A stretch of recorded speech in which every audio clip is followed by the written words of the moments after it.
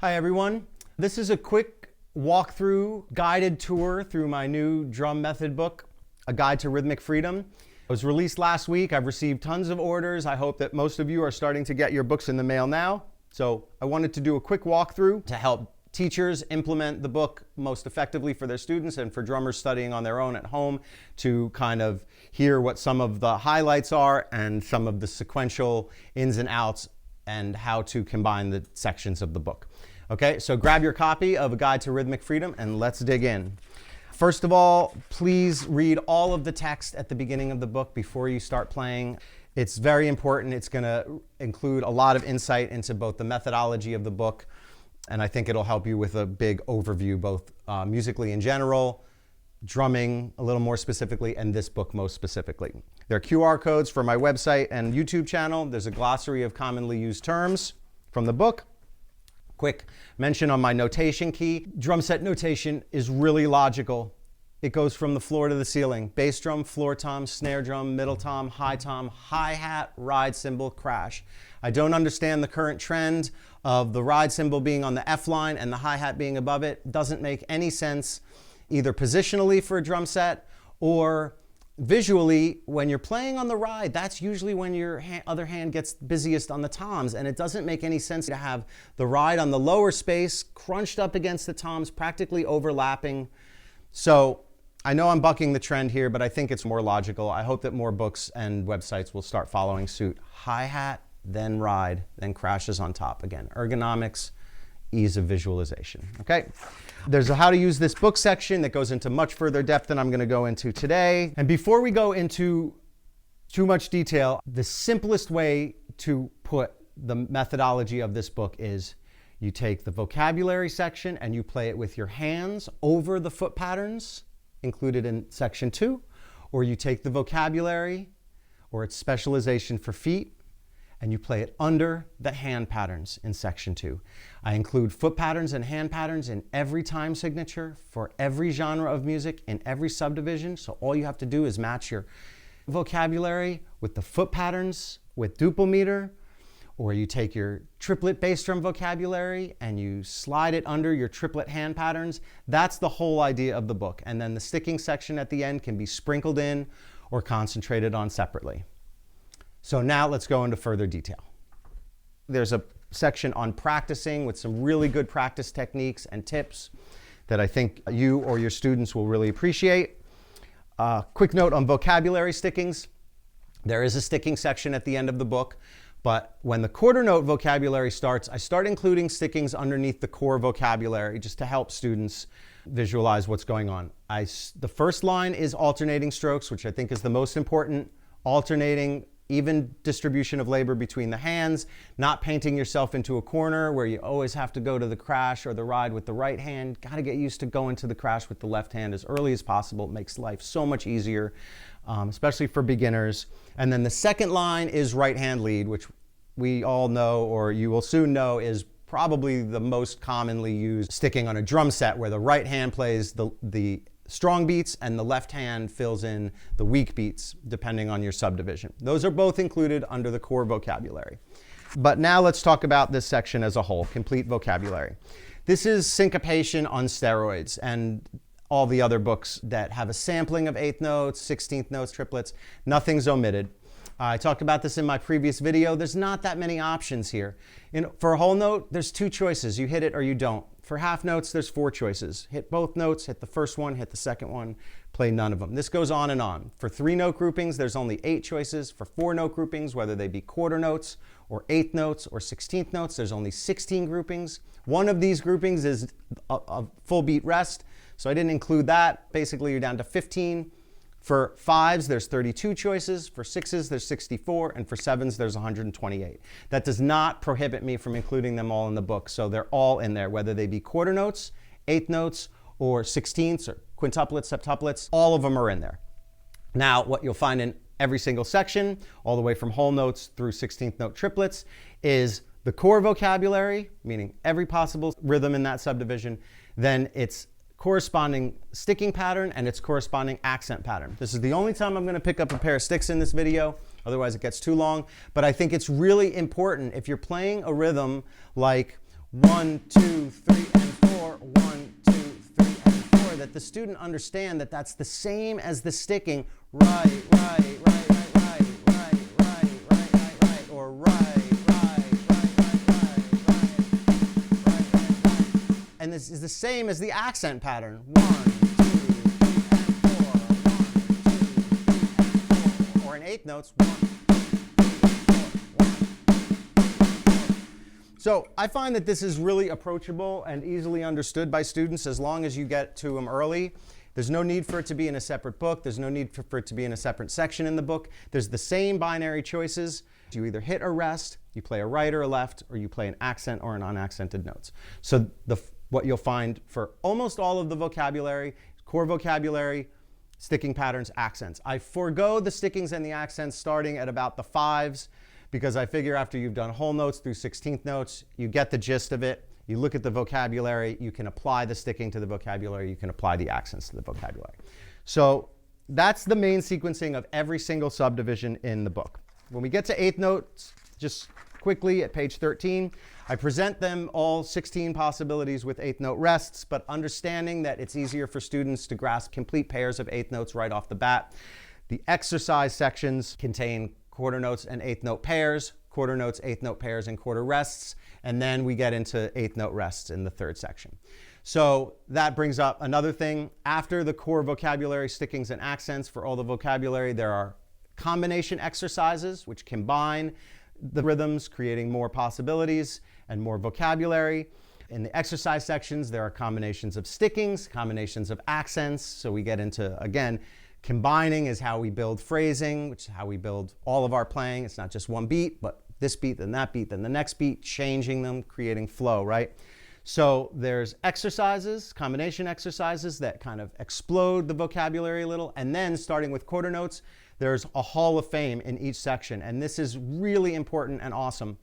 These are the most commonly used, most commonly heard, most necessary to understand rhythms in each of the vocabulary sets. Some of them are comically cliche. You're going to recognize them as soon as you hear them. Rhythms are the same for all instruments, so I find this really universal. This is also where you're going to find the names of so many of these rhythms. There's some rhythms that are so common that they have names: clave, bo diddly beat, hertas, mambo pattern, cascara, right? These are so common that they have names. That's one of the ways I include them in the Hall of Fame. You're also going to find some beginning polyrhythms in the Hall of Fame because, 2/3 is very easy to address in the eighth note section Hall of Fame and in the triplet Hall of Fame. Same with 4/3, 3/4. You'll find that in the triplet Hall of Fame and the 16th note Hall of Fame, and so forth. That is the bulk of the vocabulary section. When there are just too many combination exercises to really squish them down, what I did is I created maybe 10 sets.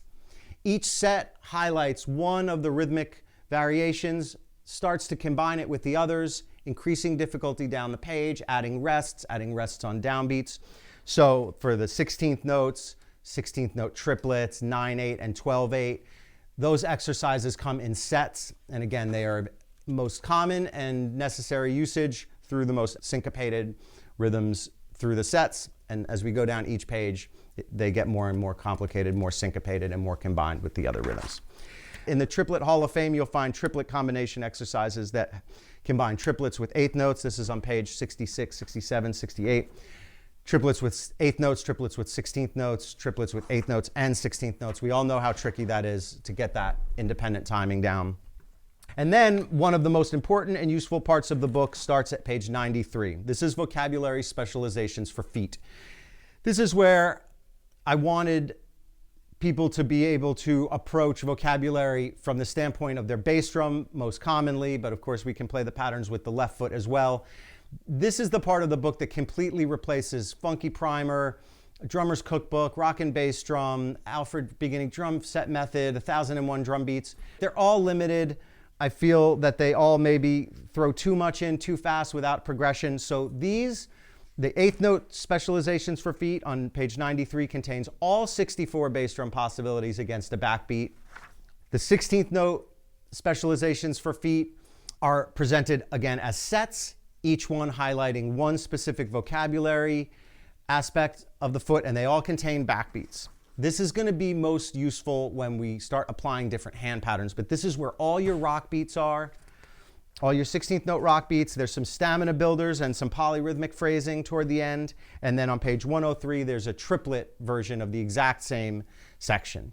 So bass drum patterns in triplets for use with triplet hand patterns. Okay, section 2 of the book, stylistic application patterns. Whereas the first section of the book is applicable for all instrumentation and most useful for hands until you get to the feet specialization section, this is the part that really makes the book unique. It starts with some examples just so that you can visualize how to add the hand vocabulary over foot patterns and the foot vocabulary under hand patterns. Some visualizations of that where I take one vocabulary pattern and I show it to you all completely written. Maybe I take the vocabulary and move it around the kit from one beat per drum with a foot pattern underneath. Again, this is more for visualization and reference. The main bulk starts at 111. These are foot patterns.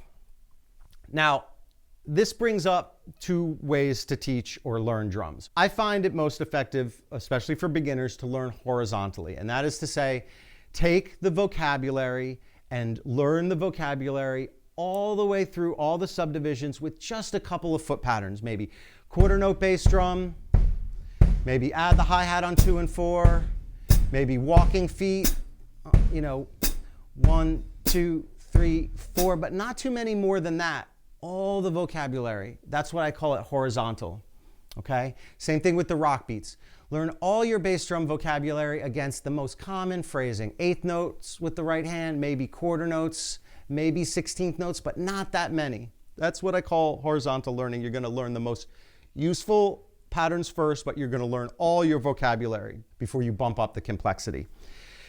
Vertical learning is more for experienced players, or if you really want a challenge, and that's just pick a small subsection of vocabulary and try it with all the foot patterns underneath. Or take a small subset of the bass drum vocabulary and try it with all of the hand patterns on top. Again, many of these patterns are going to be too advanced for beginners or even intermediate, so I don't recommend the vertical system for beginners, but horizontal works great. Duple meter and triple meter. Same as the beginning of the book, the rhythmic vocabulary is broken up into duple meter, whole notes through 16th notes, and triple meter, 3/4 through 12/8 and 16th note triplets.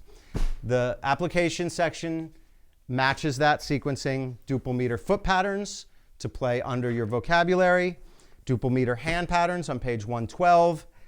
This is really extensive. It's in order of usefulness, order of frequency of use, and ease of use. Quarter notes, 16th notes, 8th note patterns, accented 8th note patterns, open hi-hats, 16th note rhythms, two-handed 16th note rhythms, paradiddles and their inversions, ghost notes, incorporating the left hand, some polyrhythmic stuff and some displacement at the end. Hand patterns for 16th note triplets. You can either use that with swung 16ths or with the 16th note triplet patterns, and some 32nd note patterns. So foot patterns, hand patterns, and now hand and foot patterns. These are going to be ostinatos with both the feet and the hand, maybe a backbeat, maybe a clave, and you play the vocabulary with your right hand. That's on page 117.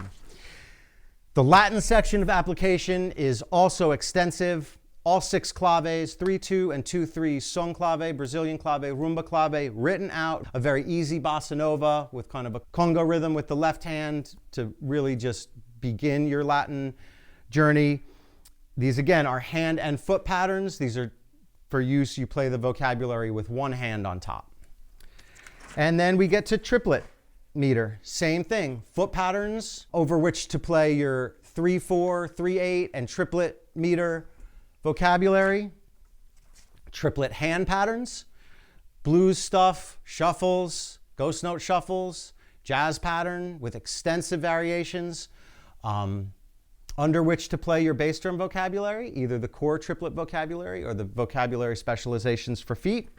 There's also, 3/4, 3/8, swing and straight time in both sections, and then hand and foot patterns. So again, foot patterns, hand and foot patterns for duple and triple meter. 5s and 7s, they only get the hand patterns treatment, so lots of variations of hand patterns in quintuplets, 5/4 and 5/8, 7/4, 7/8, and septuplets, you play your bass drum vocabulary from the first section underneath those. Third section of the book, stickings. This is a great section and really can be attacked right from the beginning and sequentially through. A good teacher will know when to sprinkle certain aspects of this section into the previous exercises, but I really recommend just starting at page 132 and starting these exercises as standalones.